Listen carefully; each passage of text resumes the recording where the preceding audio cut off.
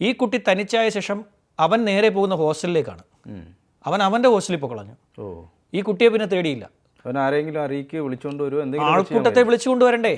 ആൾക്കൂട്ടത്തെ സുഹൃത്തുക്കളുണ്ടല്ലോ, വിളിച്ചുകൊണ്ട് വരണം. അപ്പോൾ ഇവനെന്തെന്ന് വെച്ച് കഴിഞ്ഞാൽ ഒരു പക്ഷേ അവൻ അവൻ്റെ മാന്യതയെക്കുറിച്ച് ചിന്തിച്ചിട്ടുണ്ടാവും. പക്ഷേ അവിടെ പിച്ച് ചീന്തപ്പെട്ടത് ഒരു യുവതിയുടെ ജീവിതമാണ് അവിടെ പിച്ച് ചീന്തപ്പെട്ടത്. ഇവൻ ഓടി ഹോസ്റ്റലിൽ കയറിപ്പോൾ ഒന്നും അറിയാത്ത രീതിയിൽ ഹോസ്റ്റലിൽ കയറി കളഞ്ഞു.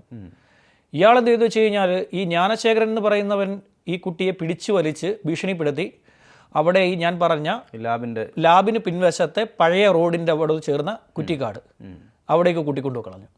അവിടെ കൂട്ടിക്കൊണ്ടു പോകുന്ന സമയത്ത് ഈ കുട്ടിയെ ഇവൻ ഉപദ്രവിച്ചുകൊണ്ടിരിക്കവേ ഒരു സാറ് ഇവനെ വിളിച്ചു, ഫോണിൽ വിളിക്കുന്നു. സാറ് ഫോണിൽ വിളിച്ചപ്പോഴതിന് ശേഷം ഇവൻ ഉപദ്രവിച്ച ശേഷം ഈ കുട്ടിയോട് പറഞ്ഞു, എനിക്കും ഈ സാറിന് നീ വിധേയപ്പെട്ടിരിക്കണം എന്ന് പറഞ്ഞു.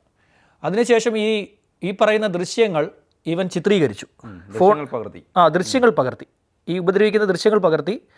ഈ പറഞ്ഞതിന് ശേഷവും ഈ സാറ് വിളിച്ച ശേഷവും ഇവൻ 45 മിനിറ്റ് ഉപദ്രവിച്ചു എന്നാണ് മൊഴി. അതിനുശേഷം ഈ കുട്ടിയുടെ ഫോണിൽ നിന്നും ഇതിൻ്റെ പിതാവിൻ്റെ നമ്പർ എടുത്തു. പിതാവിൻ്റെ നമ്പർ എടുത്ത ശേഷം പിതാവിന് ക്രിസ്മസിൻ്റെ അന്ന് നീ വീട്ടിൽ പോകാൻ പാടില്ല എന്ന് പറഞ്ഞു.